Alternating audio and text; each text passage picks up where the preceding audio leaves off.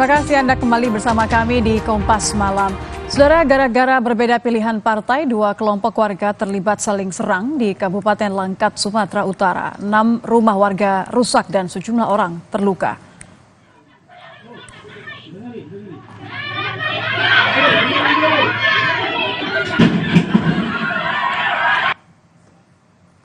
Bentrok terjadi antara dua kelompok warga yang memiliki pilihan partai yang berbeda.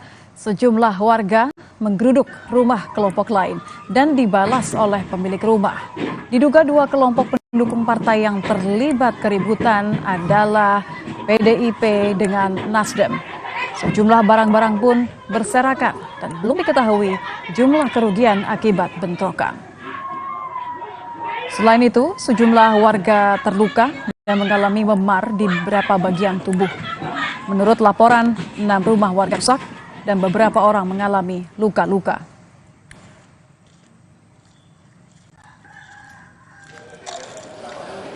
Pasca bentrokan, Ketua DPP PDI Perjuangan Jarod Saiful Hidayat langsung mengunjungi korban di Rumah Sakit Putri Bidadari Langkat. Jarod berharap pihak kepolisian mengusut tuntas aktor di balik bentrokan ini. Ia juga mengatakan berbeda pilihan dilindungi oleh undang-undang. Bagaimanapun juga beda pilihan itu dijamin oleh undang-undang.